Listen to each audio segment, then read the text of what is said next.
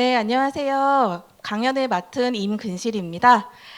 네. 제4회 충청국학학술대회 발표를 맡게 돼서 너무나 영광이고, 그리고 또 앞에 두 분 선생님께서 너무나 유쾌하고 깊이 있는 발표를 해주셔가지고 저는 긴장해서 지금 입이 바짝 마르고 약간 떨리는 마음입니다. 그래서 이런 선생님들께서 같이 잘 들어주시고 저도 그러면 조금 긴장을 늦추고 발표를 할 수 있도록 하겠습니다. 자, 제가 준비한 주제는 이제 충청 지역의 지식인들은 어떻게 공부했을까? 이런 주제입니다. 그래서 저는 지금 조선시 사상사를 공부했고요. 그러니까 역사 전공입니다. 그리고 이제 주로 공부했던 부분은 서원, 한교와 같은 학술 기관의 성립과 발전 과정에 대해서 공부를 하고 있습니다. 그래서 이번에서는 이제 충청 지역을 중심으로 해서 충청의 선비, 즉 지식인들이 어떤 방식으로 공부를 했고 어떠한 공간에서 공부를 했고 그리고 이들은 어떤 교재를 통해서 공부를 했는지 이런 것들을 중심으로 살펴보려고 합니다. 자, 먼저 그러면 전 역사 전공이어가지고 이런 발표를 맡게 되면 지역에 대한 것부터 먼저 살펴봅니다. 그래서 다들 알고 계시겠지만 이 지금 충청 지역 같은 경우에는 이 충주 그리고 여기 보시게 되는 청주가 합쳐진 이런 충청이라고 하는 지명으로 우리가 지금 충청도가 만들어진 것을 알 수 있습니다. 그래서 이 공간 안에서 이제 중심으로 해서 이 전체적인 요 지역들을 살펴보려고 하고 있고요. 저는 지금 단국대학교 천안 캠퍼스에서 주로 강의를 하고 학생들을 가르치고 있기 때문에 저도 어떻게 보면 충청 지역의 지식인이라고 할 수 있고요. 여기 지금 계룡시에서 함께 이 강연에 함께 해준 선생님들도 다들 지금 충청 지역의 지식인이라고 말씀드릴 수 있을 것 같습니다. 자, 그래서 이제 요 지역을 중심으로 해서 학술적인 이런 탐구를 조금 같이 살펴보려고 합니다. 자, 충청을 살펴보니까 사실 아까 말씀드린 거는 이제 지금의 충청이랑 지명을 말씀드린 거고 사실 그 사이에는 굉장히 여러 가지 지명의 변화가 있었습니다. 그래서 여러 변화를 거치다 이제 충청도라고 하는 지명으로 고착화되었고요. 그리고 그것이 이제 충청 좌도, 우도라고 불리고 있다가 이게 1896년이 되면 충청 북도, 남도라고 이제 아예 명칭도 좌도, 우도가 북도 남도로 정립이 되게 됩니다. 그래서 이 충청남도 같은 경우에는 이 대한민국 중서부를 위치를 하고 있다라고 보시면 될 것 같고요.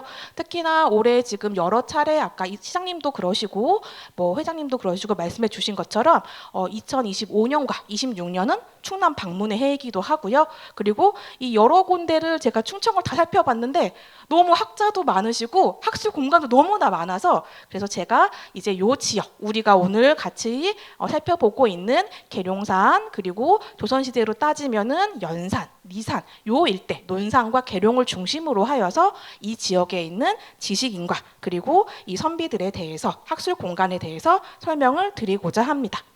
자, 요렇게 봤을 때, 자, 그러면 먼저 선비라고 하는 인물, 이게 지칭되는 명칭이 있고, 저는 그걸 또 지식인이라고 지칭을 했습니다. 그래서 보게 되면 이 선비라고 하는 인물의 정의 같은 경우에는 학식과 인품을 갖춘 사람입니다. 근데 학식과 인품을 그냥 갖추면 안 돼요. 이 선비의 대존재는 유교 이념을 사회적으로 구현하는 인물들입니다. 그렇기 때문에 신분 계층을 가리키는 역사 용어이기도 합니다. 그래서 이 시대에 이런 여러 가지 이 명칭들이 나오면서 이 사대부라고 하는 요 명칭도 여러분들이 굉장히 많이 알고 계실 것 같습니다. 그래서 살펴보게 되면 요 사대부는 아까 말씀드린 이 학식과 인품을 갖춘 유교적 이념을 구현하는 학자라고 하는 사람 플러스 대부, 관료가 같이 됩니다. 그러니까 학문적 소양을 갖추고 그것을 정치적으로도 실현하고 사회적으로도 실현하고 집안에서도 실현하는 항상 몸가짐에 이 유교를 가지고 이것을 이제 능력 위주로 이런 선발된 인물들을 중심으로 해서 이런 사대부라고 하는 이명을 갖고 있고요. 우리가 가장 또 많이 알고 있는 사대부라고 하는 아마 명칭은 신진사대부, 고려말, 조선 초기의 인물들을 이야기할 수 있겠습니다. 즉 이 시기 이제 고려 말기 귀족제의 모순이라던가 불교의 모순들을 비판적 태도를 가지고 그리고 자신들의 능력으로 된 인물들을 중심으로 해서 그것을 유교 이념을 사회적 구현시키기로 했던 사대부라고 하는 인물에서 바로 이 선비사자를 볼 수 있고요. 저는 그런 인물들이 바로 이 지식 계급에 속하면서 사회적 임무를 수행하는 지금의 지식인과 같다라고 이제 보고 있습니다. 그래서 이 고려 말의 이 사대부의 전형이라고 할 수 있는 인물들이 여기 보이는 이제 이재현 선생님 그리고 정몽 선생님 등등을 볼 수가 있는데, 사실 이재현 선생님이 이 신진사대부라고 하는 인물들이 학문적 기반이 되는 성리학을 가장 먼저 받아들이는 인물 중에 하나입니다. 이분은 원나라에서 만권당, 책이 10,000권이 있다 그래서 만권당이거든요. 그러니까 여러 가지 학문 기관, 학술 기관에 갔다 오세요. 거기에서 남송 지역의 주희, 주자학을 배운 학자들과 교류를 통해서 성리학을 고려말로 갖고 들어오게 됩니다. 그리고 그런 것들이 이제 정몽 선생님을 통해 가지고 이제 전파되는 걸 볼 수가 있고요. 요 지금 정몽 선생님의 요 그림은 숭양서원에 있는 이제 초상화입니다. 그리고 요 제가 그 위에 갖고 온 초상화 같은 경우에는 이제 보물이긴 한데 이게 너무나 이제 좀 해진 부분들이 많아서 조금 더 자세히 보여드리고 싶어가지고 조금 더 명확한 초상화를 갖고 왔게 됐고요. 요런 것들, 요 인물들을 대표해서 이 신진사대부들이 이제 나라를 변화시키고 이런 유교 이념을 정치, 사회화적으로 갖고 오게 되면서 그들이 갖고 있는 이런 능력을 발휘하게 됩니다. 이 능력을 발휘하는 거에서 가장 알 수 있는 이런 거는 바로 과거제라고 할 수 있습니다. 이들은 그 이전의 고려는 귀족 관료제 사회라고 하는데 아버지가 5품 이상의 관직이면 아들도 관직에 진출할 수 있었어요. 혈통에 의해서 진출이 가능합니다. 근데 그러면 안 되잖아요. 능력을 검증할 수가 없잖아요.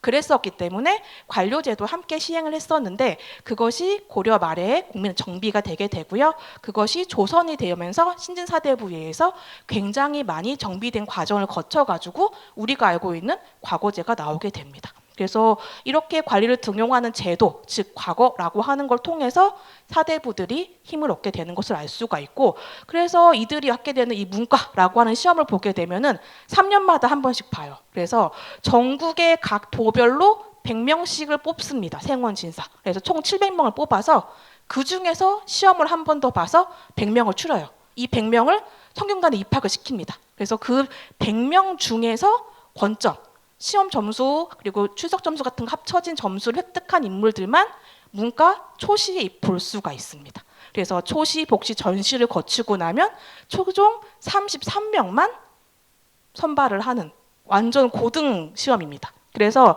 여기 보시는 것처럼 이건 조선 후기의 홍패인데 문과 장원 합격증이에요. 그래서 문과 갑과 제1인자라고 하는 것을 명칭을 보실 수가 있습니다. 바로 이 갑과 3인, 을과 7인, 병과 23인만이 문과의 급제자이고 특히나 갑과의 1등만이 장원급제라고 우리가 이야기할 수 있습니다. 그래서 지금의 고시 공부는 될 게 아닙니다. 3년에 33명만 이제 뽑히는 엄청난 시험을 초엘리트라고 이제 보시면 될 것 같고요. 이런 인물들이 성리학적인 이해가 심화되면서 학파가 나누어지게 되고 그러면서 여러 가지 이제 변화를 겪게 되고요. 그런 인물들이 이제 정계의 자리를 잡게 되어가는 과정은 유교적 덕목에 대한 현창부터 시작이 됩니다. 고려가 역성혁명을 통해서 멸망을 하고 조선이 건국되게 됩니다. 그래서 전주 이씨 왕실에서는 너무나 이 역성혁명에 대한 것이 아킬레스건처럼 계속 따라오는 거예요. 그래서 이걸 어떻게 극복을 할까? 다시 답을 찾아내는 게 바로 충절을 현창해 주자라고 하는 곳으로 가게 됩니다. 그래서 고려에 충의를 다했던 정몽주와 길제에 대한 현창으로 가게 됩니다. 그래서 요 지금 제가 갖고 온 거는 삼광실도 보고 언해가 붙어 있는 건데 여기 가운데에 이제 이렇게 엎어져 있는 분이 정몽주입니다. 선주께서 돌아가신 것을 지금 표현한 부분이고요.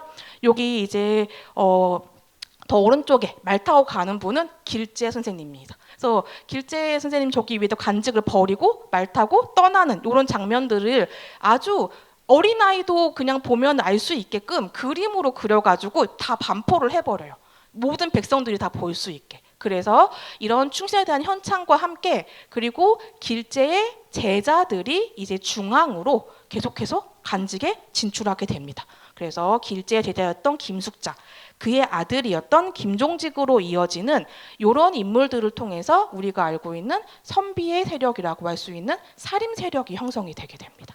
그래서 요 다음 같은 경우에는 이 김종직의 이 영향을 받은 제자들, 특히 김종직에서 김갱필로 넘어가고 그 다음에 조광조로 넘어가는 요 계열의 인물들이 우리가 알고 있는 선비의 이제 하나의 큰 갈래라고 할 수 있고, 요 지금 조광조를 이어가지고 그 밑으로 이어지는 인물들이 바로 문묘, 즉 성균관 대성전의 재향이 되는 현인들이라고 할 수가 있습니다. 이들 같은 경우에는 여기 보시는 것처럼 이제 9년에 있었던 인물들을 중심으로 해요. 왜냐하면 길제가 낙향을 해서 향촌에서 이 제아들을 양성했기 때문에 그렇습니다. 그래서 정몽주는 사마했기 때문에 학풍을 잇기가 쉽지가 않았었고, 길제의 학풍을 이은 인물들을 중심으로 해서 사림들이 정계에 진출을 하기 시작합니다. 그리고 이들은 언관직에 진출합니다. 아까 봤던 그 문과의 그 어려운 시험들을 거쳐가지고 자신감이 가득한 새로운 엘리트 계층이 딱 진출을 해서 보니까 기존의 훈신들의 비리가 너무 심했던 거예요. 그래서 그것에 대한 이제 지적 또는 공격을 하기 시작하고 새로운 세력들을 형성하기 시작하면서 이들은 이 사회적인 문제, 정치적인 문제 해결을 하기 위해서 특히나 자신들이 향촌 사회에 거주했었기 때문에 이제 백성들과 함께 그 문제를 극복하려고 하게 됩니다. 그래서 이제 여러 언관 중심들을 기관들을 중심으로 해서 이 합치된 의견들을 만들어서 이것을 정책화시키는 이런 공론 정치라고 하는 것을 중심으로 하게 되고요.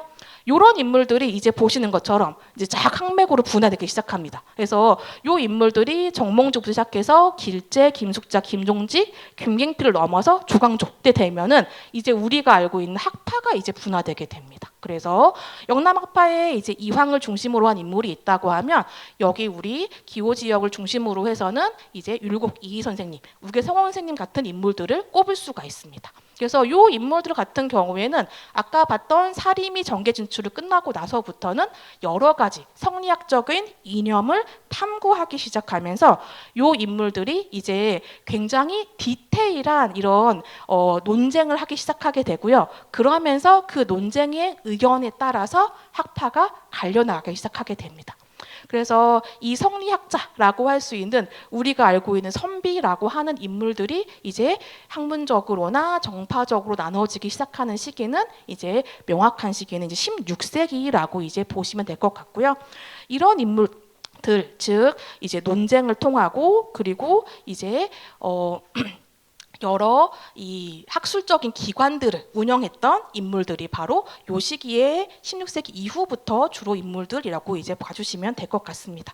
그래서 간단하게 충청 지역에 대한 것 그리고 선비에 대한 것들, 지식에 대한 것들에 대한 좀 간단한 개념 정의를 말씀을 드렸고요. 이제 본격적으로 이제 학술 기관 어떻게 공부했는지, 어떤 책을 봤는지, 하루에 얼마나 공부했는지 이런 것들 살펴보려고 하겠습니다. 자, 그래서 먼저 관악학술기관 살펴보게 되면요. 오늘 향교에서 와주신 선생님들 굉장히 많으신데 향교는 사실 지역에 있는 성균관입니다. 성균관은 서울에 한 군데밖에 없고 그리고 이제 지역에는 그거와 똑같은 한교를 만들어서 나라에서 공인된 교육 시스템을 전파했던 기관이라고 보시면 됩니다. 그래서 그로서 태학부터 시작을 해가지고 이제 뭐 국학, 국자감, 성균관 등등을 거쳐서 이제 역사적으로 조선 시대 때는 성균관, 뭐 향교 등등으로 이름이 불리게 되고요. 이 도라고 해서는 가명이 있게 되고 거기서는 영학이라고 하는 것도 운영했던 것을 우리가 확인을 할 수가 있습니다. 요 제가 갖고 온 요 지금 이 태학지 방궁도라고 하는 이 태학이라고 하는 게 성균관에 대한 이칭이기 때문에 그러니까 성균관에 대한 내용이 들어있는 이 도입니다. 근데 반궁이라고 하는 것도 성균관의 다른 이칭인 거 다들 알고 계실 것 같아요. 그래서 반궁이라고 부르는 거는 바로 이 반수, 동그랗게 지금 강물을 흐르는 것을 볼 수가 있는데 그 물이 반만 있습니다. 그래서 반수라고 합니다. 황제의 나라는 벽옹이라고 해서 동그랗게 전체를 두르고 있고 그 가운데 이제 공부하는 공간이 있는데 저희 조선 같은 경우에는 제후국이기 때문에 반만 있는 이런 반수라고 하는 것이 있는 것을 알 수가 있고요. 이런 곳에서 바로 이제 학문적인 이 공부도 하고 그리고 유교적 성현에 대한 이제 제사를 지내는 것도 이루어지는 것을 볼 수 있습니다. 특히나 이런 성리학적 유교 제사 같은 경우에는 선현의 모습을 그대로 체화한다라고 하는 것을 강조하기 때문에 보시는 것처럼 왕도 참여한 제사들이 많습니다. 칠림 제사들이 많아요. 그래서 왕이라던가 아니면 왕이 되기 전에 왕세자도 성균관에 가서 입학을 하는 그런 의례를 하게 됩니다. 그래서 여기 지금 제가 갖고 온 거는 실제 정조대에 이제 이 수원 화성의 행차에서 성균관 그곳의 항교에서 제사를 지내는 알성하는 성인에게 배하를 하는 요 모습을 갖고 왔고요. 요 그림의 이제 원본 같은 경우에는 이런 모습으로 지금 원행을묘 정리의궤에 지금 수록되어 있는 것을 볼 수가 있습니다. 자, 요런 성균관 그리고 대성전이라고 하는 곳 안에서 대성전 안에 들어가시게 되면 여러분들 아마 굉장히 많이 선생님들 다 알고 계시긴 하실 텐데 이 공간에서 이제 보시게 되면 이 지금 요 현재의 모습들을 주로 갖고 왔습니다. 그래서 이제 공자님을 비롯해서 오성이 계시고 공문 10철 그리고 송조 6현 그리고 동고 18년이 같이 있는 이런 배치도를 지금 가져오게 됐는데 여기에서 오늘 저와 함께 같이 봐주셔야 될 주요한 인물들은 빨갛게 표시한 조광조, 성혼 그리고 이이, 김장생, 긴집, 송시열, 송중길 선생님이라고 봐주시면 됩니다. 요 인물들이 이제 기호학파 아까 그 인물들을 중심으로 해서 계속 학맥을 연결했던 인물이라고 이제 보시면 될 것 같고요. 제가 갖고 온 요 부분은 지금 광여도라고 해서 조선 후기에 제작된 지도인데요. 거기에 이제 공주목 안에 있는 곳에 공주목 같은 경우에는 충청도 가명이 있던 곳입니다. 그러니까 관찰사가 업무를 봤던 곳이 있기 때문에 거기에 항교고 이 공간을 중심으로 해서 사실 항교에서는 학생을 가르치는 기관도 하고 가명을 중심으로 해서는 출판, 즉 도서관적 기능도 같이 하는 것을 알 수가 있습니다. 실제 항교 같은 경우에는 여기 보시는 것처럼 나라에서 딱 지정해 줍니다. 여기 학전이라고 해서 경영적 기반이죠.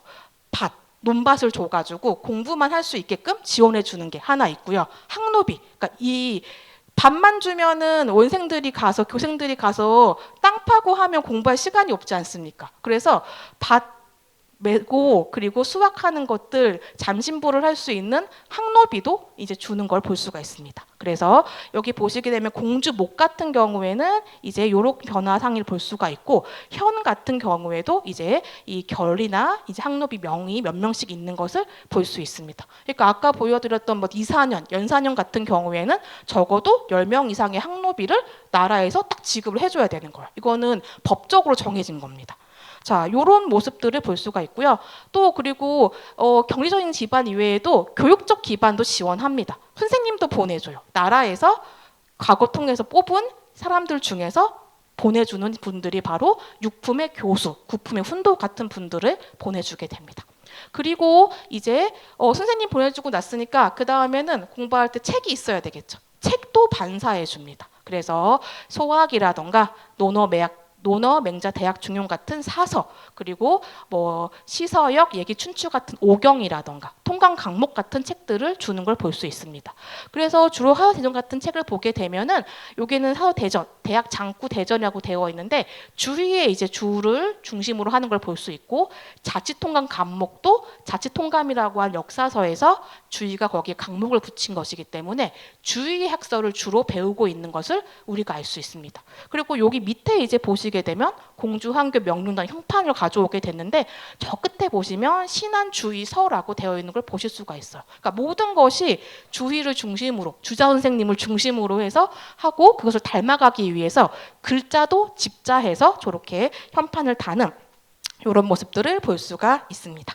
자, 그리고 이제 학생의 그럼 정원은 몇 명 정도 됐을까 하게 되면은 이 조선 전기부터 해서 경국대전에 이제 확고하게 정립된 거는 이제 공주목 같은 경우는 70명 정도 되고 제일 작은 현 단위에는 30명 정도의 교생을 둘 수 있다. 이 교생들은 아까 봤던 선생님도 있고 그리고 면역입니다. 남자들 군대 가는 게 가장 힘들잖아요.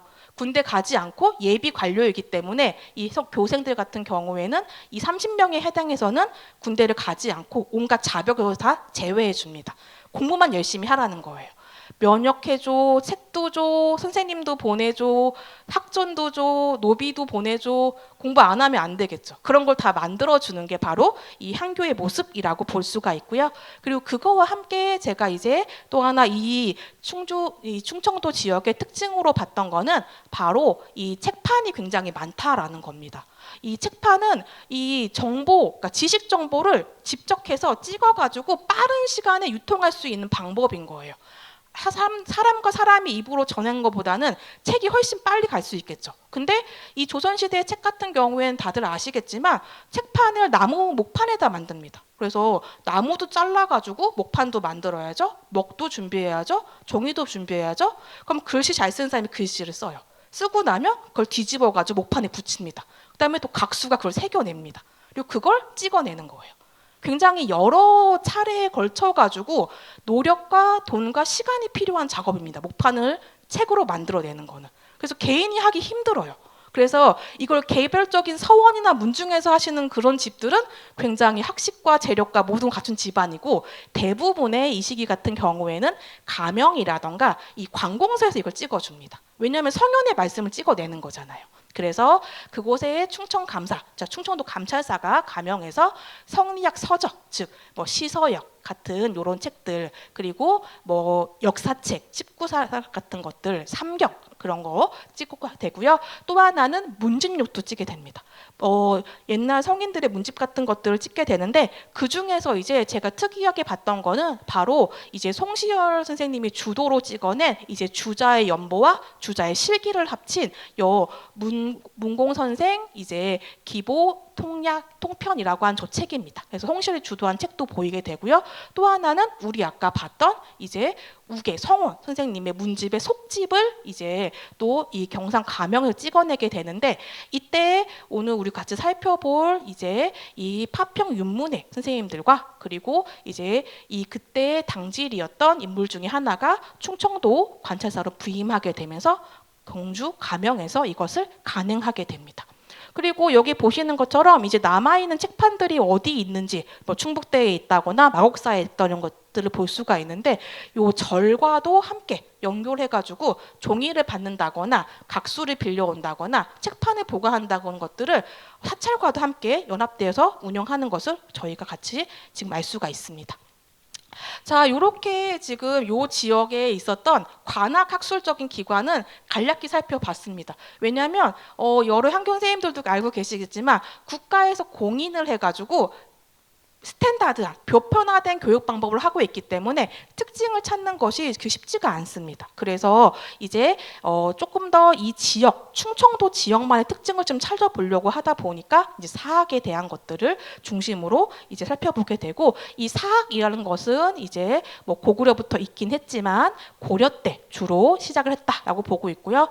조선시대 같은 경우에는 서당, 서재, 정사, 뭐 누정, 종학, 서원 등등에서 이루어진 교육 방식이라고 보시면 될 것 같고, 사실 그 가장 밑에는 개개인의 집에서 일어났던 훈육이 있었습니다. 글쓰기, 뭐 글 읽기 같은 것들을 했기 때문에 오늘 저희 이제 같이 있는 이 충청도 계룡에 있는 이 지금 사기 김장 선생님의 고택이라던가 뭐 명재은 선생님의 고택이라던가 이런 곳에서 가장 먼저 기본적인 교육을 했다라고 볼 수가 있고, 그것이 이제 발전해서 이 동네에서 이루어지는 서당 교육이 있었습니다. 서당 같은 경우에는 이제 제가 뭐 과거 급제를 못한 몰락 지식인이라고 조금 몰락을 표현해서 좀 그렇긴 하지만, 이 과거 급제를 못한 인물들이 주로 훈장 선생님을 많이 하게 됩니다. 문과에 초시라도 붙으면 사실 훈장 선생님보다는 무슨 생원님, 진사님 이렇게 해서 더 높은 위치를 하시는 걸 볼 수가 있어요. 그런데 이제 급제 초시를 못한 그런 분들 같은 경우가 있긴 하지만 오랜 기간 동안 사후 삼경을 다 배운 분들이기 때문에 학생들, 아동들을 가르치는 데는 아무런 문제가 없습니다. 그래서 학생들 같은 경우에는 한 5, 6세 정도의 아동부터 20살 안팎까지 한 서당마다 2, 3명부터 해가지고 많게는 한 40명 정도까지, 그래서 봄, 가을, 겨울에는 유교 경전을 읽고요. 여름에는 지금 더우니까 다들 공부할 때 쉽지 않잖아요. 그렇기 때문에 조금 쉬운 걸 합니다. 시집기를 하거나 좋은 문장을 읽는다거나 이런 공부 방법을 하게 됩니다. 그렇게 되면서 이 학생들 같은 경우에는 아침부터 해요. 새벽부터 공부합니다. 훈장님 앞에 가서 일단 어제 배운 거 한번 다 외워서 통과해야지만 오늘 과제를 받을 수 있어요. 그래서 저기 김홍도 풍속화해 보이는 저 어린아이 같은 경우에는 어제 한 거 못 외운 거죠. 저 친구는 지금 울고 있는 거예요. 다시 나머지 공부해가지고 오늘 거 다 채워야 됩니다. 어제 거 오늘 거 다 채워야 돼요. 저 친구는. 그래서 이제 당일 과제를 받게 되면 오전에는 당일 배운 계속 암송할 수 있을 때까지 계속 외우고 뜻을 다시 파악하는 거예요. 그리고 오후에는 이제 훈장 선생님과 산책도 하고 글쓰기 습자 연습도 합니다. 그리고 저녁에도 계속 암송하고 당일 배운 거 문장을 이제 답습하는 이런 것들도 하게 됩니다. 뭐 일찍 끝난 친구는 내일 배운 내용도 예습하는 이런 모습들을 보이기 시작해요. 그래서 새벽부터 저녁까지 계속 공부하는 거예요. 근데 이게 아동만 그런 게 아니라 나중에 서원도 말씀드리겠지만 서원도 똑같아요. 아침에 새벽부터 밤까지 계속 공부시켜요. 그래서 이런 인물들이었다라고 볼 수 있고 이 서당에서 주로 공부하는 책들은 소학서라고 주로 불리게 됩니다. 그래서 특히 이 주의가 지은 이 소학이라는 책에서부터 명칭을 가져오게 되는데요. 8세 안팎의 아동에게 유학을 가르치기 위한 이런 공부책입니다. 그래서 그 책들이 여러 가지를 거쳐서 전파되게 되고 여러 학자들이 자기 나름의 해석을 더하게 되면서 여러 책들이 나오게 되는데 우리나라에서 이제 가장 많이 사용되는 책들은 바로 이이의 경몽요결이라는 책 그리고 박세무의 동방문서 같은 책들이 인용되게 됩니다. 그래서 여기 지금 경몽요걸 이수고본이라고 되어 있는데 여기 한국전용권 여기 글자 바로 위에는 글자 굉장히 잘 쓰신 거 알 수 있어요. 그리고 실제 본인 쓰신 것을 가지고 이제 실제 공부시켜 봤던 이런 기록 남아 있는 걸로 봐서 굉장히 경몽요결에 힘을 줬던 이 선생님의 마음을 조금 느낄 수가 있습니다. 그리고 곳곳에 보시면은 언해라고 해서 한글로 지금 번역된 내용들이 있어요. 한글로 음도 달아주고 뜻도 해석을 해줍니다. 그러니까 반드시 필수로 배워야 되기 때문에 이런 것들이 들어가야지만 더욱더 간편하게 편하게 조금이라도 쉽게 내용을 알 수 있게끔 한글 언어가 붙는 것을 볼 수 있습니다. 그리고 이렇게 아동들을 공부하는 게 이제 서당뿐만이 아니라 문중에서도 공부하는 이런 것들이 나오게 되는데 그런 독특한 곳은 바로 이 논산 지역에 있는 이제 이 파평윤문의 종학입니다. 이 파편문문 같은 경우에는 미래를 위한 문중 운영의 설계도라고 제가 이름을 이제 따왔는데요. 1645년에 파편윤문 노종파에서는 종약이라는 걸 제정하게 됩니다. 그래서 가문의 결속, 우리 향촌 사회 내부에서 어떻게 이제 우리 가문을 단단하게 하고 계속 가거 급제자를 내서 이 가문을 이어갈 수 있을까 이런 것들을 하게 되면서 묘제, 즉 신주를 놓고 지내는 제사가 아니라 제사, 즉 그 묘에 가서 한 제사를 중심으로 하는 이런 것들 그리고 아동에 대한 교육 그리고 이런 문중 활동을 위한 재원 마련 같은 내용들이 들어가게 되는데 이때 바로 이제 이 종약 안에서 아동 교육이 만들어지는 것을 강조하는 걸 볼 수가 있고 요게 이제 그 다음 때로 넘어가게 되면 종학이라고 해서 학교가 만들어지는 것을 이제 알 수 있습니다.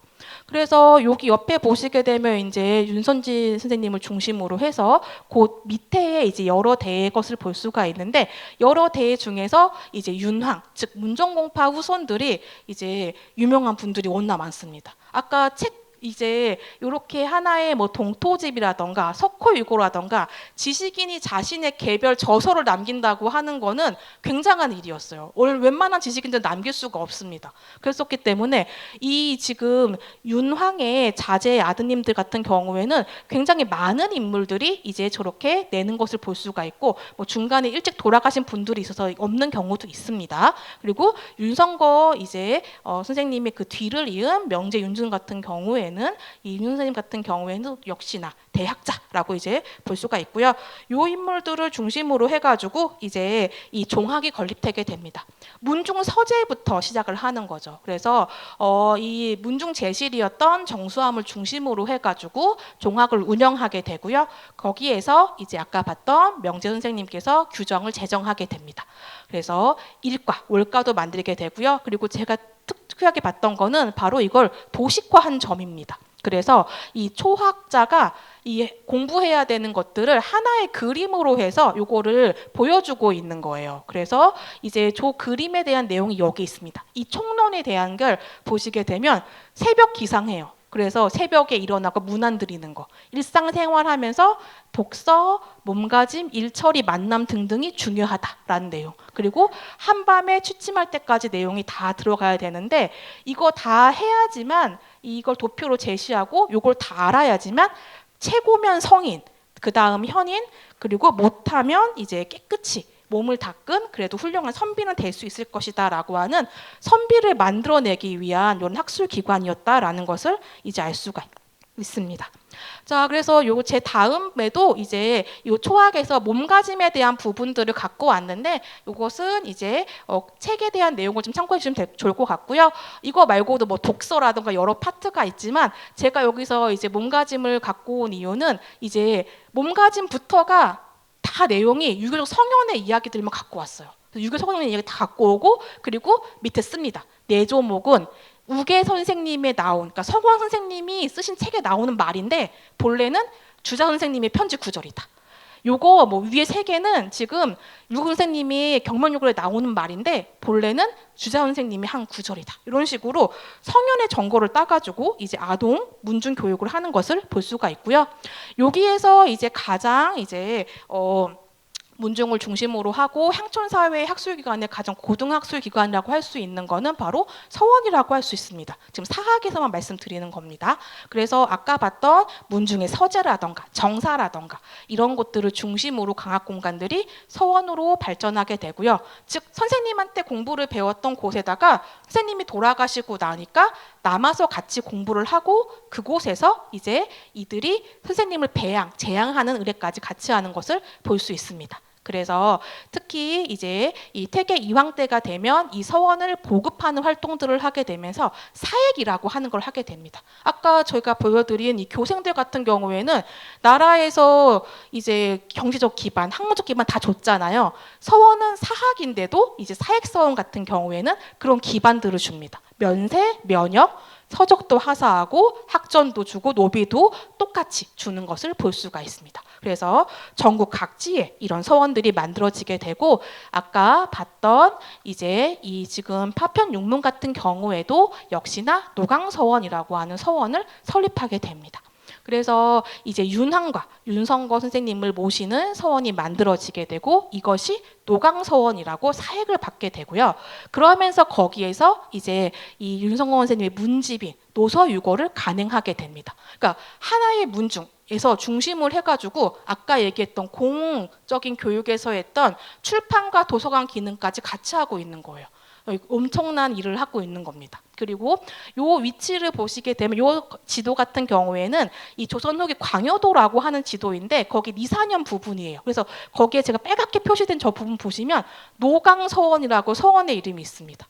나라에서 만들어내는 이 지도에서 이제 노강서원을 표시하고 있는 거예요. 그러니까 이 지역에서 제일 중요한 거보다 그것만 넣을 거 아니에요. 여기에서. 다 세상을 못 넣겠죠.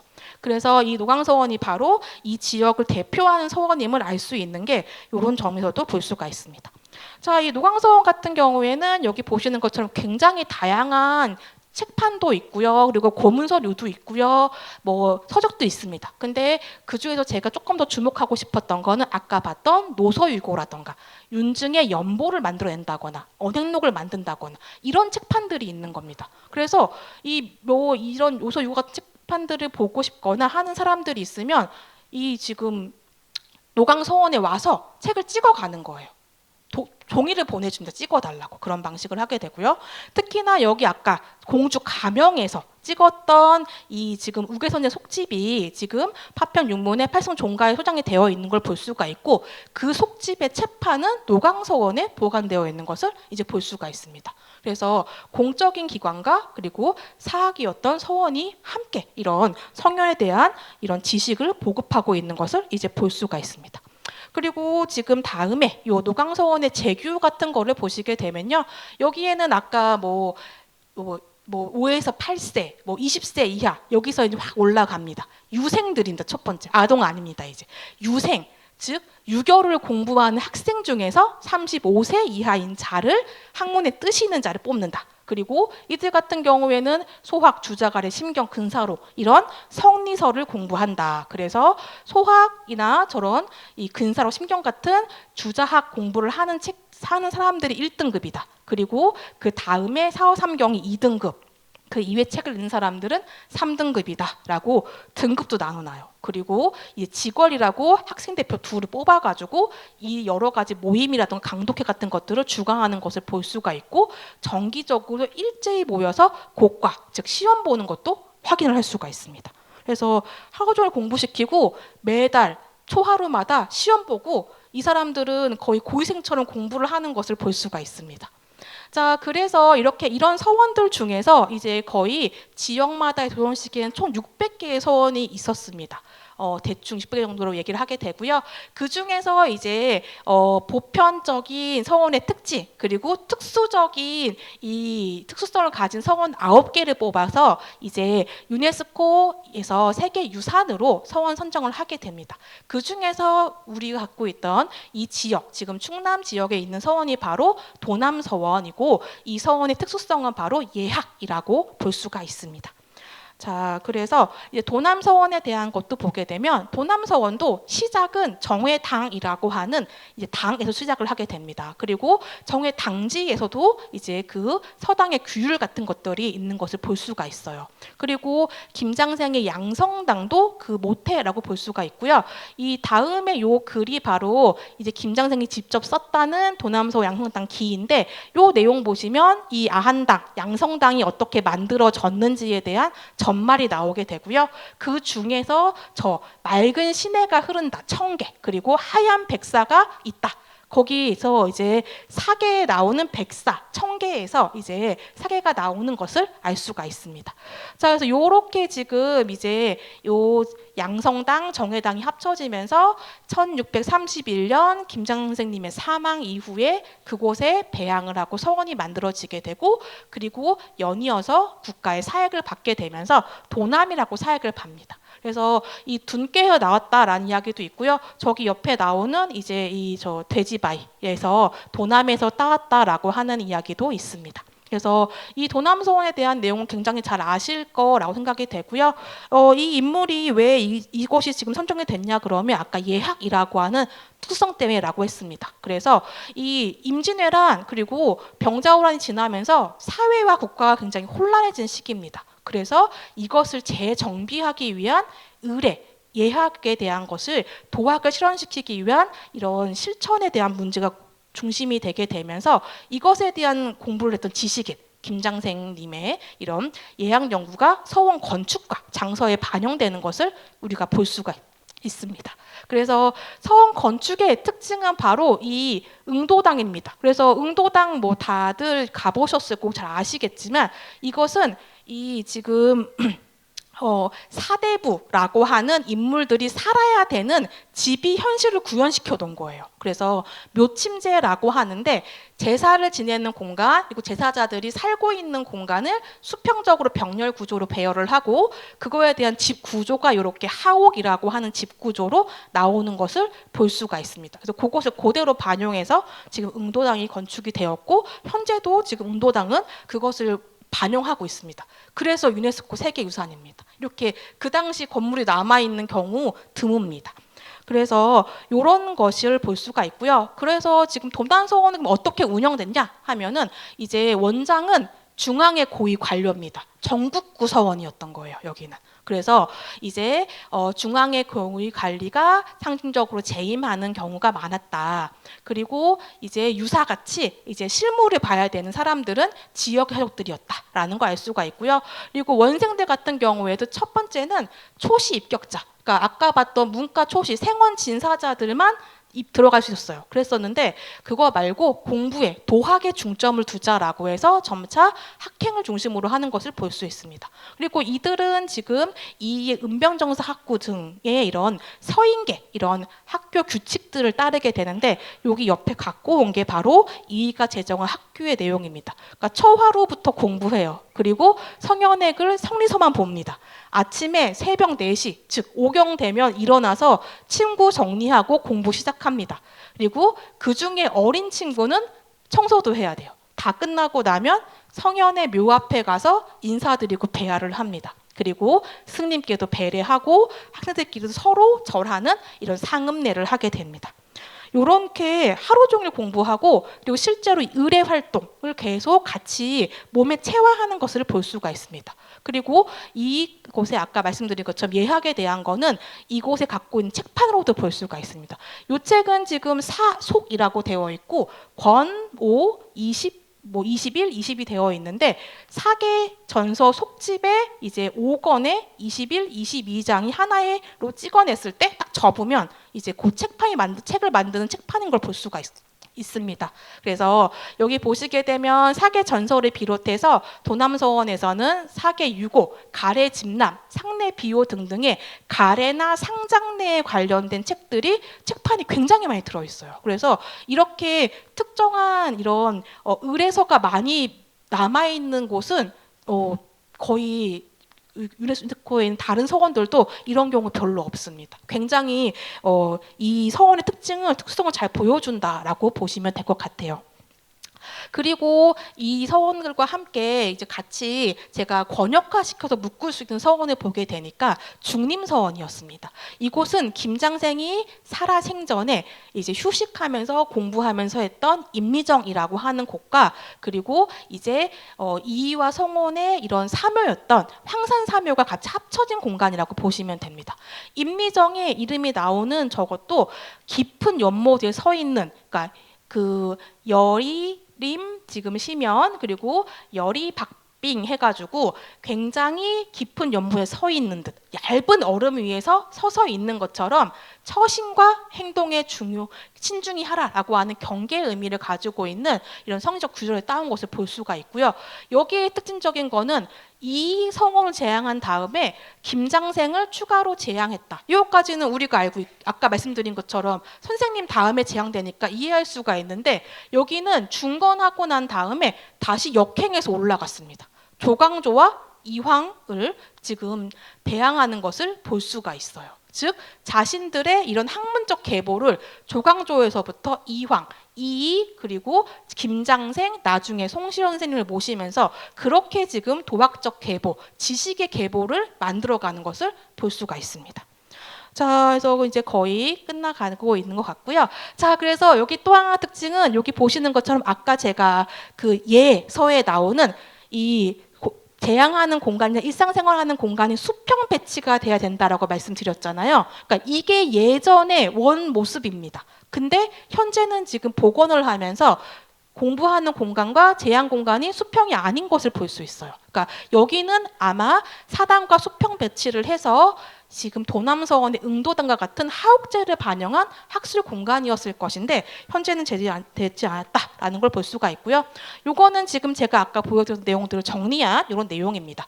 요 다음이 이제 바로 이렇게 이 지식의 계보, 학맥과 정제 성향이 일치하는 것이 재앙 인물로 확인이 된다. 즉 조광조, 이성훈, 김장세, 김집, 송시열, 송중길 같은 서인 노론계 서원들이 만들어지는 과정들, 그리고 윤증을 대표하는 이런 노광 소론계 서원들이 만들어지는 게 이 노소 분기의 모습들을 명확히 보여주게 되고 이 학술 이런 연구 결과들이 건축과 장서에 반영된다. 그래서 아까 하옥제라고 하는 거 말씀드리면서 이게 사대부 선비들의 기본이 살아야 되는 이런 학술 공간 집인데 이 모습들이 지금 도남서원 응도당이라던가 노광서원의 지금 강당 그리고 나아가서는 청주 향교의 명륜당에도 이렇게 영이라고 하는 이 속지붕이 있는 것을 보실 수가 있습니다.